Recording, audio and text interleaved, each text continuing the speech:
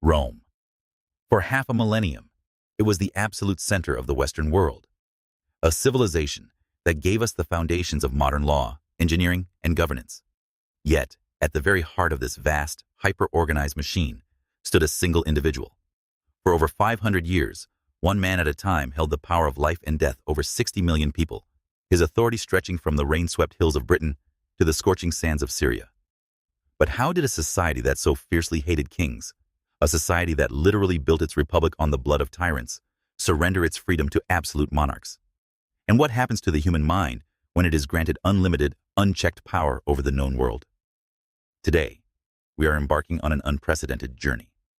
We are going to examine the life, the reign, and the ultimate fate of every single Roman emperor. We will witness the heights of administrative genius and the terrifying depths of human depravity. We will see empires won by the sword, lost by madness, and sold to the highest bidder. This is the ultimate chronicle of the masters of Rome. To understand the emperors, we must first understand the ashes from which they rose. The Roman Republic was designed to prevent any one man from holding too much power. But by the 1st century BC, the system was broken, torn apart by warlords and civil wars. Julius Caesar crossed the Rubicon and declared himself dictator in perpetuity, effectively killing the Republic. But Caesar was never an emperor. His assassination on the Ides of March in 44 BC did not restore freedom. It merely triggered a brutal 13-year power vacuum. From this river of blood emerged a 19-year-old boy named Octavian, Caesar's adopted heir. He would go on to outsmart, outmaneuver, and outlive every single one of his rivals, including Mark Antony and Cleopatra. In 27 BC, having consolidated absolute military control, Octavian did something brilliant. He didn't call himself a king. He didn't even call himself a dictator.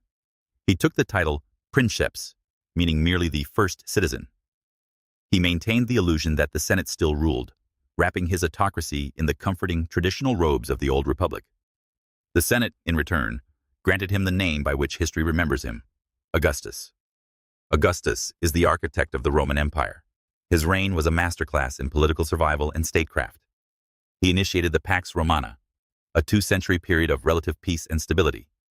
He transformed Rome, famously boasting that he found Rome a city of bricks and left it a city of marble. He established the Praetorian Guard, a private army that would later become the ultimate kingmakers. But his reign was not without tragedy. In 9 AD, 3 Roman legions were completely annihilated in the dark, terrifying Teutoburg forest by Germanic tribes led by Arminius. The shock shattered the aging emperor. For months, Augustus wandered his palace halls, bashing his head against the doors, screaming, "Quintilius Varus, give me back my legions!" When Augustus finally died in 14 AD, the transition of power was a terrifying unknown. Rome hadn't seen a succession in over 40 years. He was succeeded by his reluctant stepson, Tiberius. Tiberius was a brilliant, hardened military general, but a deeply paranoid and resentful politician. He hated the sycophancy of the Senate and despised the burden of ruling. As he grew older, Tiberius completely abandoned Rome, retreating to a heavily fortified villa on the island of Capri. He left the daily management of the empire to the ruthless commander of the Praetorian Guard, Sejanus. Sejanus used this power to initiate a reign of terror, executing senators and purging political rivals, all while plotting to seize the throne himself. Tiberius eventually discovered the betrayal and had Sejanus executed in a bloodbath, but the damage was done. The treason trials intensified. When Tiberius finally died in 37 AD, suffocated with his own bedclothes by his guards, the people of Rome celebrated in the streets. The throne then fell to a 24-year-old named Gaius, better known by his childhood nickname, Caligula, meaning little boots. His reign began with incredible optimism. He recalled exiles, abolished harsh taxes, and hosted lavish games. But just months into his rule, Caligula suffered a severe brain fever. The man who recovered from that illness was changed. He descended into a theatrical, terrifying megalomania. He declared himself a living god. He allegedly planned to make his favorite horse, Incitatus, a Roman consul, just to mock the Senate. In a bizarre military campaign, he marched his army to the English Channel, declared war on the sea god Poseidon, and ordered his soldiers to collect seashells as plunder. Rome was held hostage by the whims of a madman. The nightmare ended in 41 AD when the Praetorian Guard, the very men sworn to protect him, hacked him to pieces in a secluded palace corridor. In the chaotic aftermath of Caligula's murder, the Praetorians looted the palace and found a terrified, trembling man hiding behind a curtain. It was Caligula's uncle, Claudius. Claudius had survived the deadly politics of his family precisely because everyone thought he was a fool. He walked with a limp, he drooled, and he stammered severely. But beneath his physical afflictions lay a brilliant scholarly mind. The Praetorians declared him emperor, mostly because they needed a puppet to keep their jobs. Claudius proved them all wrong. He was a highly effective administrator. He expanded the imperial bureaucracy, built major aqueducts, and accomplished something even Julius Caesar had failed to do. He successfully invaded and conquered Britain. But Claudius had a fatal weakness: his wives. His third wife, Messalina, was notoriously promiscuous and eventually executed for plotting against him. His fourth wife, Agrippina the Younger, who was also his niece, convinced him to adopt her son from a previous marriage. Once her son's path to the throne was secure, Agrippina fed Claudius a plate of poisoned mushrooms in 54 AD. That son was Nero. Coming to power at just 16, Nero's early years were guided by the philosopher Seneca and were remarkably prosperous. But the dark rot of the Julio-Claudian dynasty soon took over. Nero was an artist, a poet, and an actor trapped in the body of an emperor. He desperately craved the applause of the masses, performing in public theaters, an act considered deeply shameful for a Roman aristocrat. As his ego swelled, his cruelty sharpened. He had his own mother, Agrippina, assassinated. He kicked his pregnant wife to death. Then, in 64 AD, the Great Fire of Rome decimated the city. Rumors swirled that Nero himself had started the blaze to clear land for his colossal new palace, the Domus Aurea, or Golden House. It was said he played his lyre and sang of the fall of Troy as the city burned. To deflect the blame, Nero needed a scapegoat. He found a small, obscure religious sect originating from Judea, the Christians. He had them torn apart by dogs in the arena and used them as human torches to light his gardens at night. But the empire could only tolerate so much. In 68 AD, the legions in Gaul and Spain revolted. Abandoned by his guards and declared an enemy of the state by the Senate, Nero fled Rome. Hiding in a villa, listening to the hoofbeats of the approaching cavalry sent to arrest him, he drove a dagger into his own throat, whispering his final words, "Qualis artifex pereo." What an artist dies in me. With Nero's death, the Julio-Claudian dynasty, the bloodline of Augustus, was extinguished. The illusion that the Senate chose the emperor was shattered. The terrifying truth of the Roman world was finally laid bare for all to see. The power to make an emperor did not lie in the halls of Rome, but in the swords of the army. This realization plunged the empire into the devastating year of the four emperors, a brutal civil war in 69 AD that would test the very foundations of the Roman world. The death of Nero in 68 AD left Rome standing on the edge of an abyss. For nearly a century, the blood of Augustus had been the only requirement for ultimate power. Now, that bloodline was gone. What followed was the year 69 AD, known to history as the Year of the Four Emperors. It proved a terrifying mathematical equation. The Roman Empire could survive a bad emperor, but could it survive four of them tearing the realm apart in a single 12-month period? First came Galba, an austere, elderly governor from Spain. He marched into Rome promising discipline, but he made a fatal mistake. He refused to pay the Praetorian Guard the massive bribes they had come to expect. Unforgiving and stingy, he alienated the very men who held the keys to the palace. Enter Otho, a former friend of Nero, who simply bought the Praetorians' loyalty. In the middle of the Roman Forum, Galba was hacked to death, his severed head paraded on a spear. Otho claimed the purple robe, but his reign lasted mere months. Up in Germany, the legions had proclaimed their own commander, Vitellius, as emperor. The hardened Germanic legions marched south, crushed Otho's forces, and Otho, in a rare moment of Roman dignity, committed suicide to spare the empire further civil war. Vitellius took the throne. He was a man defined entirely by his gluttony, famously hosting banquets that cost the equivalent of millions of dollars today, consuming exotic birds and marine life while the empire's finances burned. But the true power in Rome did not lie in the west. It lay in the east. In Judea, a tough, pragmatic, and highly respected general named Vespasian had been fighting a brutal war to suppress a Jewish rebellion. His legions declared him emperor, and Vespasian marched his forces toward Rome. Vitellius was dragged from his hiding place, tortured in the streets, and thrown into the Tiber River. The dust finally settled. Vespasian was now the undisputed master of Rome, and he founded the Flavian dynasty. Vespasian was exactly what the empire desperately needed. He wasn't a blue-blooded aristocrat. He was a mule breeder's grandson. He was incredibly practical, notoriously frugal, and possessed a dry, cynical sense of humor. When his son criticized him for placing a tax on public urinals, Vespasian held a gold coin to his son's nose and famously declared, "Pecunia non olet," money does not smell. To visually erase the memory of Nero, Vespasian drained the massive artificial lake at Nero's Golden House and began building something for the people of Rome, the Flavian Amphitheater, known today as the Colosseum. When Vespasian died of natural illness in 79 AD, joking on his deathbed, "Dear me, I think I am becoming a god," he was succeeded by his son, Titus. Titus was the darling of the Roman people, a brilliant military commander who had finished the siege of Jerusalem. But his brief 2-year reign was a parade of biblical catastrophes. Just months after he took power, Mount Vesuvius erupted, burying Pompeii and Herculaneum in ash. Then, a devastating fire struck Rome, followed by a terrifying plague. Through it all, Titus exhausted the imperial treasury to fund relief efforts, personally visiting the disaster zones. When he died suddenly of a fever in 81 AD, Rome wept. The throne then passed to his younger brother, Domitian. If Titus was the light, Domitian was the shadow. Paralyzed by paranoia, Domitian saw treason in every shadow. He was an absolute autocrat who demanded to be addressed as master and god. He micromanaged the economy, the military, and public morality. His paranoia was so severe that he had the walls of his palace corridors lined with highly polished reflective stone, so no assassin could sneak up behind him. But you cannot fight the shadows forever. In 96 AD, a conspiracy formed within his own household, involving his own wife. He was stabbed in the groin by a palace steward and hacked to death. The Senate hated him so deeply that they issued a damnatio memoriae, the damning of memory. His statues were smashed, and his name was literally chiseled out of every monument in the empire. With Domitian dead, the Senate scrambled to avoid another civil war. They appointed an elderly, childless, and safe senator named Nerva. Nerva was a stopgap, a placeholder. But the military was restless.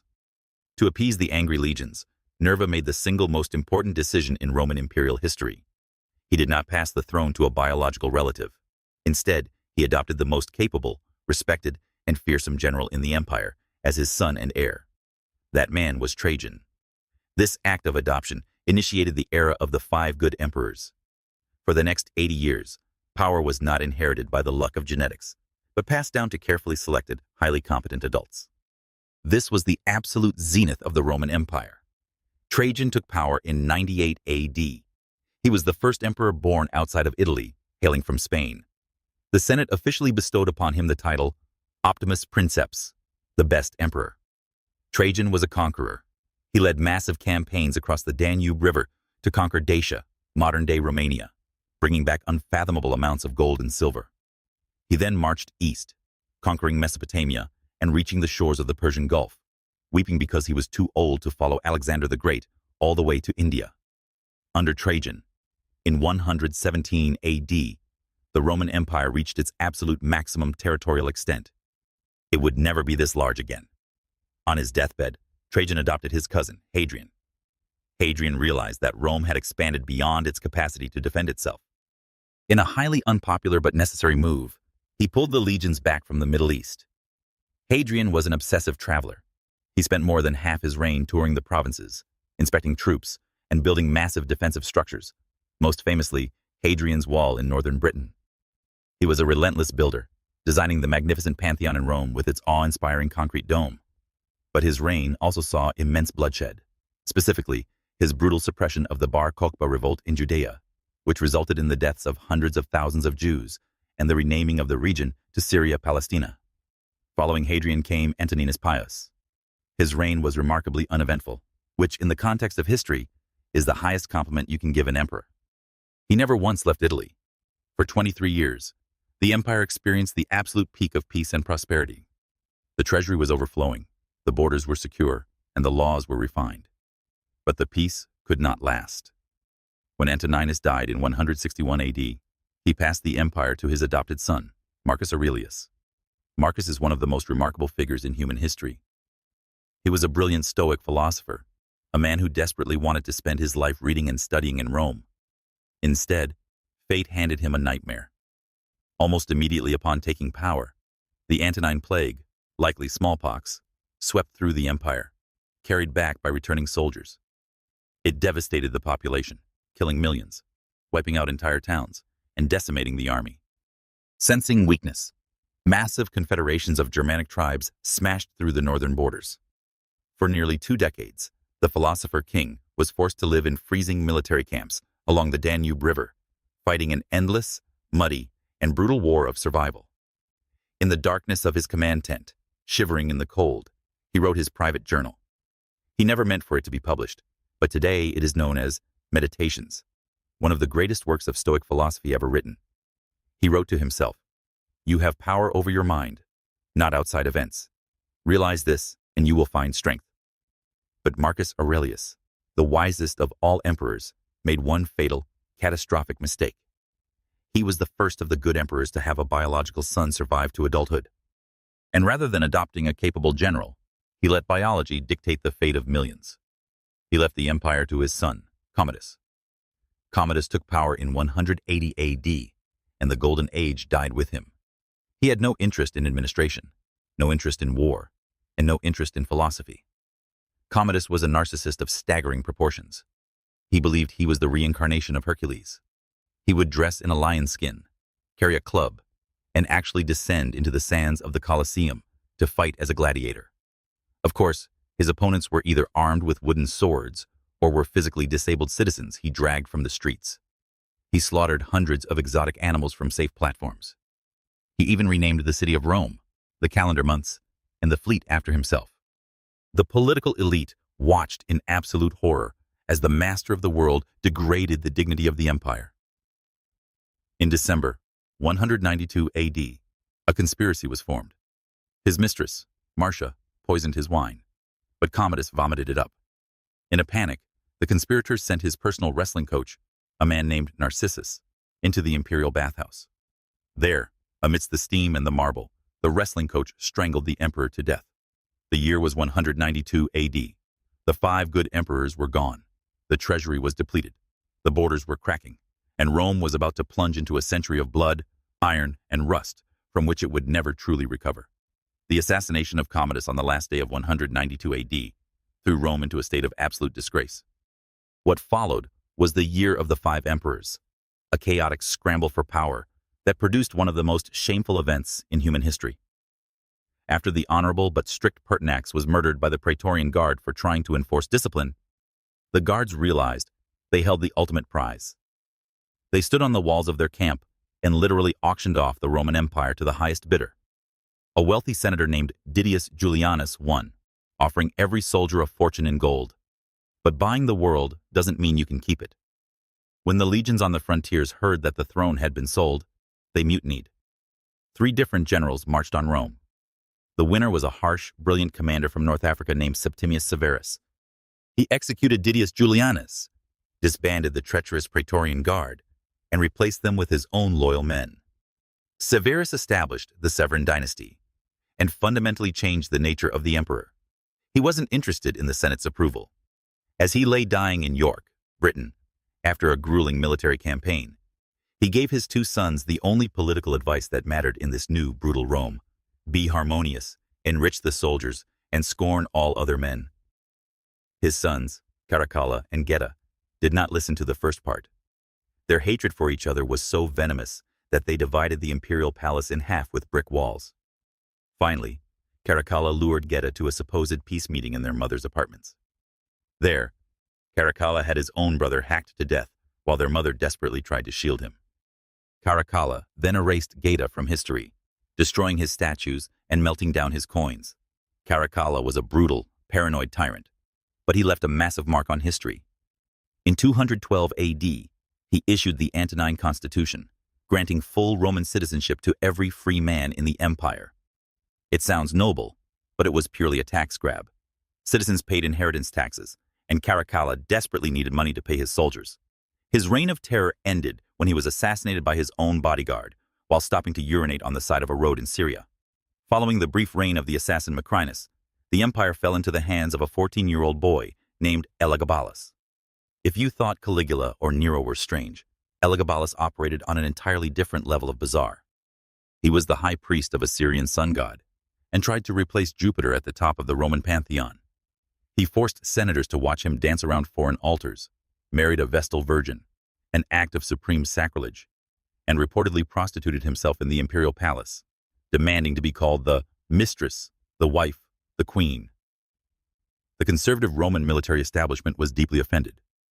Eventually, his own grandmother orchestrated his murder, and his body was dragged through the streets and thrown into the Tiber River. He was replaced by his cousin, Alexander Severus, a well-meaning but weak emperor dominated by his mother. When Alexander tried to bribe Germanic tribes instead of fighting them, his disgusted soldiers murdered him in his tent in 235 AD. The death of Alexander Severus ripped the empire apart. The Roman world was plunged into a terrifying 50-year nightmare known as the crisis of the 3rd century. During this half-century, the empire nearly collapsed under the weight of hyperinflation, a devastating plague, massive barbarian invasions, and endless civil war. More than 20 men claimed the title of emperor, most of them generals elevated by their troops, only to be murdered by those same troops a few months later. These were the barracks emperors. It began with Maximinus Thrax, a literal giant of a man from Thrace, who rose from a simple foot soldier to emperor. He despised the Roman elite and never even bothered to visit the city of Rome during his reign. We see a dizzying parade of emperors, Gordian I and II, who lasted only 21 days. The teenage Gordian III, Philip the Arab, who celebrated Rome's 1000th anniversary with magnificent bloody games, and Decius, who became the first Roman emperor to be killed in battle by a foreign enemy, slaughtered by the Goths in a muddy swamp at Abritus. But the absolute lowest point of Roman pride came under the Emperor Valerian. In 260 AD, Valerian marched east to fight the rising Sassanid Persian Empire. He was decisively defeated, captured alive by the Persian king Shapur I, and subjected to unimaginable humiliation. According to historical accounts, the Emperor of Rome was used as a human footstool for the Persian king to mount his horse. When Valerian finally died in captivity, his skin was flayed, dyed red, stuffed with straw, and hung in a Persian temple as a permanent monument to Rome's weakness. The psychological shock of Valerian's capture shattered the empire. Rome broke into 3 pieces. In the west, Gaul, Britain, and Spain broke away to form the Gallic Empire. In the east, the wealthy provinces of Syria and Egypt were taken over by the Palmyrene Empire, led by the brilliant warrior Queen Zenobia. The central Roman government, ruled by Valerian's son Gallienus, was fighting merely to survive. For a decade, it seemed the Roman experiment was over. But Rome had a terrifying survival instinct. Out of the chaos emerged a rugged cavalry commander named Aurelian. In a breathless, brilliant reign of just 5 years, Aurelian did the impossible. He marched east and crushed the Palmyrene Empire, capturing Queen Zenobia. He then marched west and forced the surrender of the Gallic Empire. He built the massive Aurelian walls around Rome, walls that still stand today, because, for the first time in centuries, the capital itself was vulnerable to attack. The Senate awarded him the title Restitutor Orbis, Restorer of the World. He saved Western civilization, and his reward? He was assassinated by his own officers over a forged document. The bleeding didn't truly stop until 284 AD, when a military commander named Diocletian seized power. Diocletian was a genius of organization. He looked at the wreckage of the 3rd century and realized a fundamental truth. The Roman Empire was simply too large and too complex for one man to rule alone. He completely tore up the old system of Augustus. He dropped the facade of the first citizen. Diocletian demanded to be called Dominus, meaning lord or master. The emperor was no longer the first among equals. He was a living god, cloaked in silk and jewels, approachable only by prostrating yourself on the floor. This was the birth of the dominate. Diocletian created the tetrarchy, dividing the empire into 4 zones. There would be 2 senior emperors, called Augusti, and 2 junior emperors, called Caesars. One team ruled the west, the other the east. He stabilized the currency, expanded the bureaucracy, and launched the Great Persecution, the most severe and bloody crackdown on the growing Christian religion the empire had ever seen. And then, in 305 AD, after 20 years of absolute power, Diocletian did something no Roman emperor had ever done, and almost no dictator in history has ever replicated. He voluntarily retired. He abdicated the most powerful throne on earth, moved to a massive palace in his homeland of Dalmatia, modern-day Croatia, and spent his remaining years farming. When his former colleagues later begged him to return to power to solve a political crisis, Diocletian calmly replied, "If you could see the cabbages I have planted with my own hands, you would never ask me to trade this peace for the storms of a never-ending greed." Diocletian believed he had fixed Rome permanently, but the fatal flaw of his tetrarchy was human nature. Ambitious men do not share power. As Diocletian tended to his gardens, the men he left behind were already drawing their swords, preparing for a civil war that would not only forge a new dynasty, but would completely change the religious destiny of the entire world. When Diocletian retired to his cabbages in 305 AD, he left behind a carefully balanced machine of 4 rulers, the tetrarchy. He believed he had permanently solved the crisis of succession. He was wrong. The ink on his retirement papers was barely dry before the system collapsed into a brutal, multi-sided civil war. From this crucible of ambition emerged a man who would not only reunite the empire, but would fundamentally change the religious trajectory of the entire planet, Constantine the Great. Constantine's defining moment came in 312 AD at the Battle of the Milvian Bridge, just outside the walls of Rome.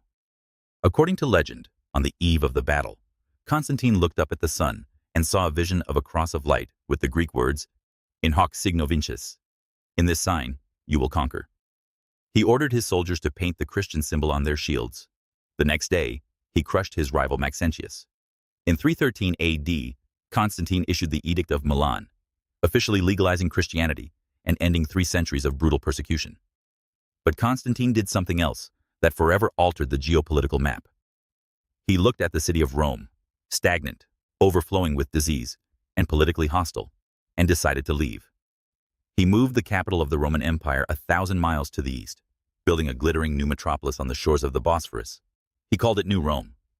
History remembers it as Constantinople. With this single move, the center of the world shifted. Rome was no longer the heart of the Roman Empire. After Constantine's death in 337 AD, his 3 sons purged their own family members and then turned their swords on each other. The survivor, Constantius II, ruled with an iron fist, cementing Christianity's grip on the state. But the Constantinian dynasty had one final, fascinating twist. In 361 AD, Julian, Constantine's nephew, who had survived the family purges by pretending to be a devout Christian, took the throne. Julian was a secret pagan, a philosopher who despised the new religion. Known to history as Julian the Apostate, he desperately tried to strip Christianity of its power and return the empire to the old gods of Jupiter and Apollo. But his reign was cut short. In 363 AD, during a disastrous invasion of Persia, Julian was struck by a spear in the chaos of battle. As he bled to death in his tent, legend says he grabbed a handful of his own blood, threw it into the air, and cried, "Vicisti, Galileae." You have won, Galilean. Paganism died with him. The late 4th century brought a terror Rome had never seen before. The Huns, a ferocious nomadic confederation from the Eurasian steppes, began pushing west, driving massive Gothic tribes across the Danube River into Roman territory. The Roman Emperor Valens, a harsh and arrogant ruler, marched his army to crush these refugees. But in 378 AD, at the Battle of Adrianople, the unthinkable happened. The Roman army was completely annihilated by the Goths. Emperor Valens was killed, his body burned in a farmhouse where he had tried to hide. It was the worst Roman military disaster since Hannibal, and it shattered the illusion of Roman invincibility. The barbarians were no longer just raiding, they were inside the house. The disaster at Adrianople led to the rise of Theodosius the Great. He managed to pacify the Goths by settling them as autonomous allies within the empire, a dangerous precedent. More importantly, in 380 AD, Theodosius made Christianity not just legal, but the sole, mandatory state religion of the Roman Empire. The old temples were closed, the eternal fire of the Vestal Virgins was extinguished, and the Olympic Games were banned. When Theodosius died in 395 AD, he made a decision that sealed the fate of Western civilization. He permanently divided the Roman Empire between his 2 young, incredibly incompetent sons. The 18-year-old Arcadius took the wealthy, stable East. The 10-year-old Honorius was given the crumbling, besieged West. The Roman Empire would never be united again. The 5th century in the West was a slow-motion apocalypse. Emperor Honorius proved to be one of the most useless rulers in human history. He hid in the swamp-surrounded city of Ravenna, refusing to negotiate with the angry Visigothic king Alaric. And so, in 410 AD, the absolute unthinkable occurred. For the first time in 800 years, the gates of Rome were breached. The Visigoths poured in and sacked the Eternal City. When the news reached St. Jerome in Bethlehem, he wept, writing, "The city which had taken the whole world was itself taken." And legend has it that when Emperor Honorius was told that Roma had perished, he panicked, thinking they meant his beloved pet chicken, which was also named Roma. When clarified that the city had fallen, he was merely relieved about the bird. The Western emperors that followed were mere shadows, puppets controlled by powerful Germanic warlords. The last great Roman general, Aetius, managed a miracle in 451 AD when he allied with the Visigoths to defeat the terrifying Attila the Hun at the Battle of the Catalonian Plains. But the emperor he served, Valentinian III, grew jealous of Aetius's fame. During a meeting, the emperor drew his sword and murdered Aetius with his own hands. A contemporary famously noted, "You have cut off your right hand with your left." Shortly after, Valentinian was assassinated by Aetius's loyal guards. The Western Empire was now in a terminal nosedive. We see a desperate, brief spark of hope in the Emperor Majorian, a brilliant commander who tried to reform the laws and rebuild the fleet to retake North Africa. But he was too competent for the corrupt system. His own Germanic commander, Ricimer, betrayed and executed him in 461 AD. From there, the Western throne was occupied by a pathetic parade of nobodies, men who ruled nothing more than the Italian peninsula, their names barely a footnote in the grand ledger of history. Finally, in 476 AD, a Germanic chieftain named Odoacer decided the charade had gone on long enough. He marched into Ravenna and deposed the last Western Roman emperor. The boy's name, in a cruel twist of poetic irony, was Romulus Augustulus. He carried the name of Rome's legendary founder and its first emperor. He was spared his life, sent away to live in a villa in Campania with a pension. Odoacer packed up the imperial purple robes and shipped them east to Constantinople, sending a simple message: the West no longer needs an emperor. The year 476 AD is marked by historians as the fall of the Roman Empire. But it didn't fall with a cinematic explosion. It faded away, suffocated by civil war, economic collapse, and massive migrations. The roads crumbled, the aqueducts ran dry, and Western Europe descended into the fragmented kingdoms of the Middle Ages. Yet, half the empire did not fall.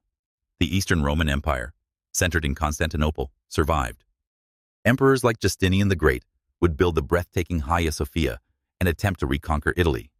The East would stand as a bastion of Roman law, Greek culture, and Christian theology for another 1,000 years, only finally falling to the cannons of the Ottoman Turks in 1453. Today, 2 millennia later, the Roman emperors are long dust, but their ghosts still rule us. Their titles gave us the words Kaiser and Tsar. Their calendar dictates our days. Their legal codes are the bedrock of European law. Their architecture inspires our capitals. The story of the Roman emperors is the ultimate study of human nature when given absolute power. It is a story of terrifying cruelty and astonishing brilliance. They were gods and monsters, philosophers and fools. And in building the greatest empire the world had ever seen, they inadvertently built the foundations of the world we live in today. Thank you for joining us on this massive 40-minute journey through the corridors of ultimate power. If you survived the entire chronicle, let us know in the comments who you think was the greatest emperor and the worst. Don't forget to like, subscribe, and hit the notification bell for more deep dives into the epic stories of our past. Until next time, remember, empires fall, but history is immortal.